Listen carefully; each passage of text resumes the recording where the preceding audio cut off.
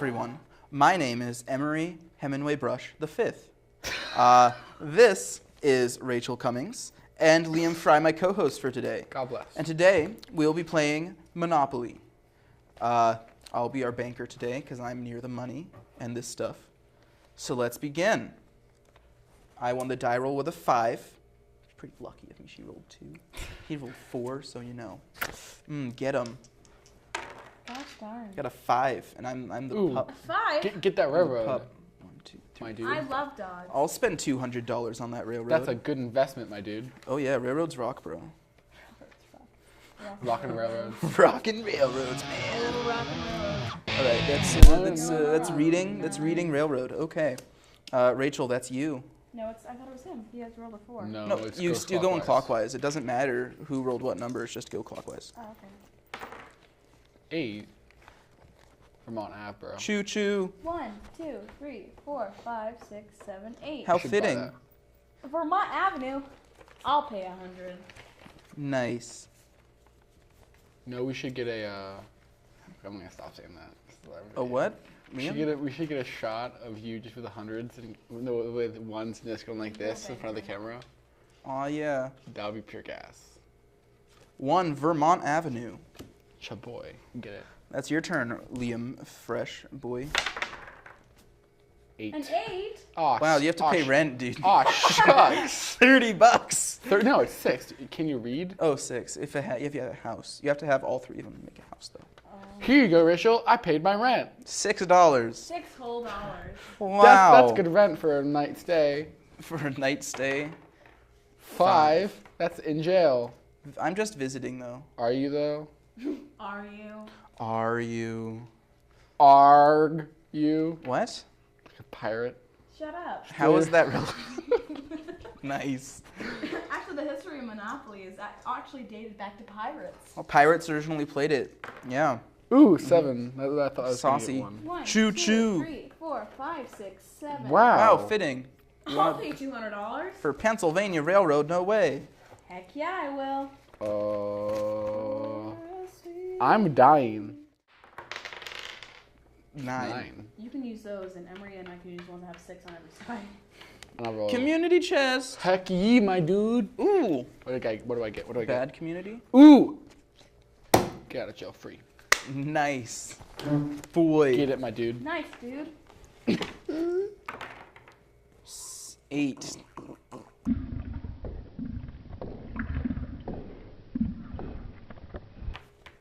Tennessee Avenue. 10. You're the only 10 I see, Emery. What a sweetheart. I'm not gonna buy that. Ooh, power play by my dude over here. Go ahead.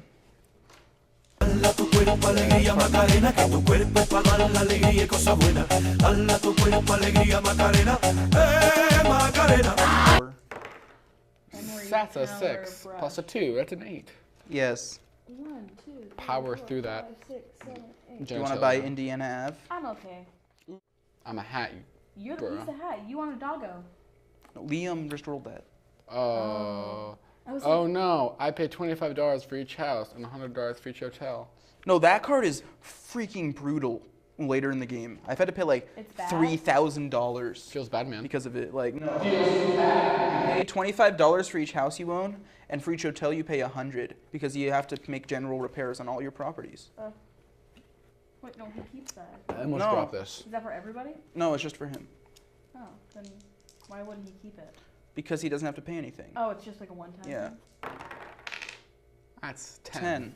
Uno, Woof, woof, dos, woof. tres, cuatro, cinco, seis, siete, ocho, nueve. I'll buy Waterworks. I like having utilities. Utila. I like having water. Who doesn't like that? Not me. 1, 2, 3, 4, 5, 6, 7, 8, 9, 10. Community chest. Where do I You get it? take right there. It's right there. You won Wow. a second prize in a beauty contest. Collect $10. Congratulations! Second's the best. You're so Why is pretty. there carpet in the top? What? Look up. Yeah, it's to muffle sound. It makes it soundproof. 6. Uno, dos, tres, Cuatro, nueve. cinco. I can't English. 1, 2, 3, 4, 5, 6. Hey, Wow. you owe me 4 times the amount shown on the dice. Let's do math. 1, 2, It's 24. 3. I know I can do math, Emery. 4. That's the. I hate you guys. You make me feel so inadequate in life. I'm sorry. I just like making fun. Okay, so let's play one more round and then let's pull the switch, bro. Yeah, What- pull the switch. That's a good game, by the Sorry, way. it's Grandma's time to go, you guys. We are pulling the switch. Pull the switch.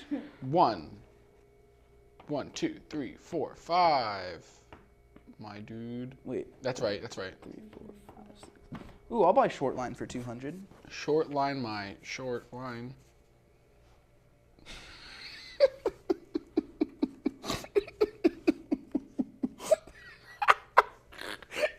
This is making it in the final. What is that? In fact, in most societies, that's actually frowned upon.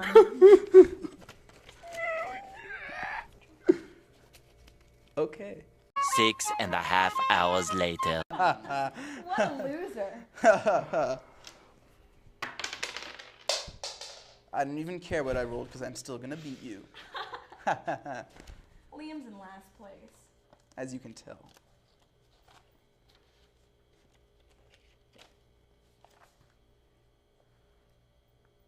Oh, Never lucky. Well, there's a reason for that, Liam. Okay. What? Explain. The year was 1903. Elizabeth Maggie was a strong, independent woman for the time, having various different positions, including a journalist, a poet, an actress, and an engineer. That's Wow. cool. who was Elizabeth Maggie? What role did she play creating Monopoly? What were her political beliefs? And how do they relate to this obviously capitalistic board game? I'd sure like to know those answers and more. Well, Maggie was raised by her father, who was an abolitionist and worked with Abraham Lincoln. And as a young girl, he introduced her to the works of one philosopher named Henry George. As she grew up into adulthood, she soon became an avid fan of George's philosophy and teachings, particularly from his most famous and popular book, Progress and Poverty, which was one of the best-selling books of all time when it came out. Who was this Henry George guy? And what were his beliefs and philosophies?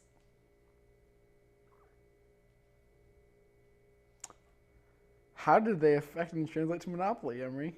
Well, I'd sure like to know. Well, essentially, George believed that people owned the value that they'd produced themselves, but the value that was created from land belonged to all people and should be shared equally. Under his theories, air and water were also under the blanket term of land. He noted that in New York, the impoverished people were much worse off than the people in the same situation in California. He realized that the reason for this was that New York was much more developed. He theorized that as the land was further developed and the population grew, that the divide between the rich and the poor grew larger as well. In New York, a wealthy person would own a piece of land and charge rent or a tax for someone to use it, even for its natural resources. California was much more underdeveloped at the time, which gave the impoverished people access to natural resources such as water more readily, where in New York they were charged for it. George proposed the single tax rule, which would essentially tax unused land.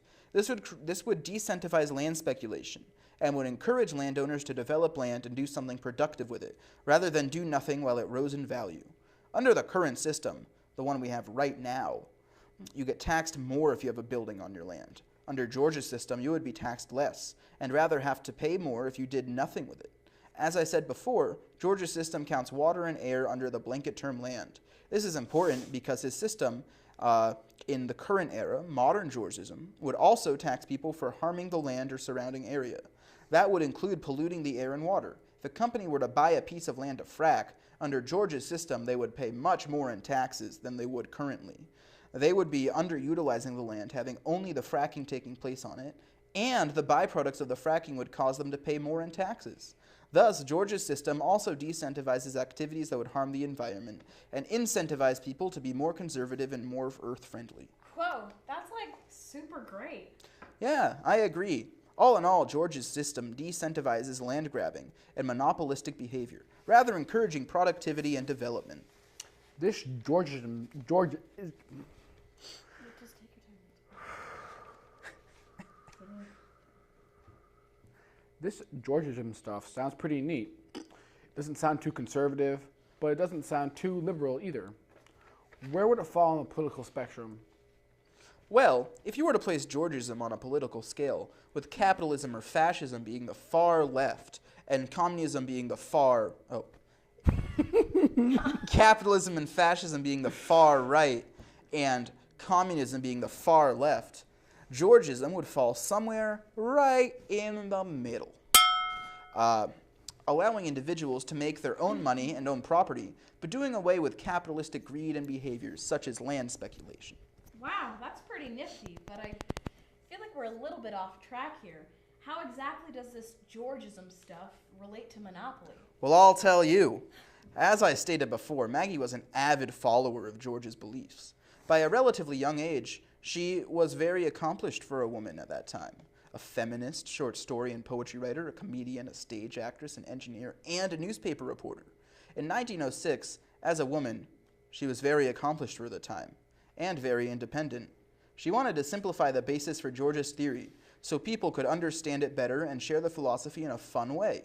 She also wanted younger children who played the game to realize how unfair the system really was, and to carry that paranoia and suspicion of landowners and monopolists into their adulthood. The intention was for people to play, and by the end of the game realize how property owners, monopolies, and rent made the rich richer and the poor poorer. Maggie filed a patent for the game in 1903 titled The Landlord's Game, and the game essentially became a cult hit, becoming popular in colleges. Students and teachers would create their own boards and pieces, as it was not being mass-produced at the time. It was used to teach and learn about George's theory. The game took on many forms as it traveled across the country. That's pretty cool. So did Maggie become rich and famous because the game was so popular? Well, not exactly. See, Maggie was paid $500 originally for the patent. She had invested more money than that in developing, producing the game. So in the end, she lost money. The game was not being mass-produced, as I said before, so there really was no way for her to profit off of it, as people just made their own sets. So how did the game become an American icon that it is today? Well, the game was very popular in Atlantic City. A man, one Charles Todd, played the game there, and when he came home, he introduced it to his family and friends.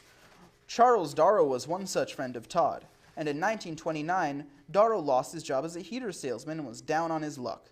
He asked Todd for a written copy of the rules and started creating his own copies of the game to sell.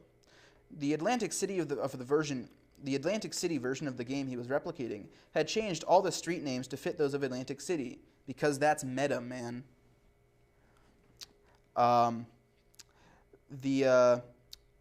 Monopoly as we know it today was born. Soon, the game became popular, and after a while, Parker Brothers took notice. They started to publish the game when demand began to increase, and they used Darrow's name Monopoly for it. Darrow called himself the creator of the game and was one of the first individuals to become a millionaire game developer. No way. This jerk came in and stole Maggie's game and then got rich because of it? Did Maggie get any comeuppance? I sure hope so, man. Sort of, although she was dead when it happened. Only in 1973 when Parker Brothers sued a college professor for creating an anti-Monopoly game, where it was revealed that Monopoly had been ripped off. Darrow had copied Todd's rules to such a T that he had included misspellings, such as Marvin Gardens with an E spelled as Marvin Gardens with an I. What a fool, that dude, man. What a guy.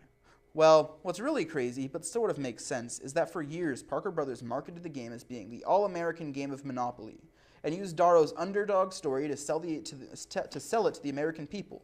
A game that was developed and created in a stroke of inspiration by a jobless, down-on-his-luck man during the Depression who became rich off of his great idea is a story that sells, particularly during such depressions and recessions. That makes sense, I guess. Maggie also did a television program in the 40s to let the American people know she was the real creator, but it was quickly forgotten. Darrow was kind of a jerk for ripping off Maggie like that, although he never actually met her. All in all, the game did its job, though, much better than she could have ever anticipated. The game is one of the best-selling board games of all time, and almost anyone you talk to has played it at least once. How many millennials and younger people do you know don't want to play the game or refuse to play it? Well, they're supposed to be angry at the game. If you're angry at the game or dislike it, you're actually angry at our capitalistic economic system and that rewards people for being greedy monopolists. Whoa, that's crazy. I mean, It blew my mind. The most popular American board game was not created by... The most popular American board game of all time did not start out as a capitalist, glorifying all-American game most people think of it as now, but rather a political game used to promote George's theory, created not by a down-on-his-luck salesman, but a feminist in the early 1900s.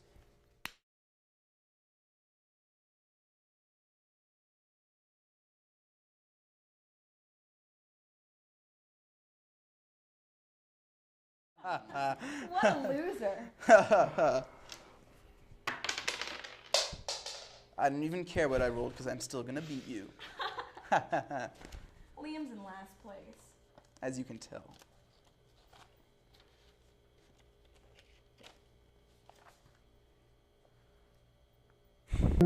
All around me are familiar faces, worn out places, worn out faces. You're not going yet. Then So- why we pause for so long? Because you have a line. I know. I It's thought you were He's- never lucky. Well, there's a reason for that, Liam. Okay. What? Explain. See, Monopoly was originally designed to be an Restart. See, Monopoly was originally designed by an anti-capitalist liberal feminist. The year was 1903.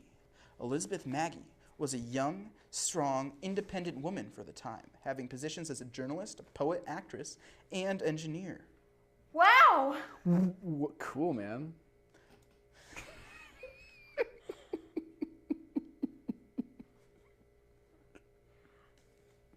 Let's start again. Look,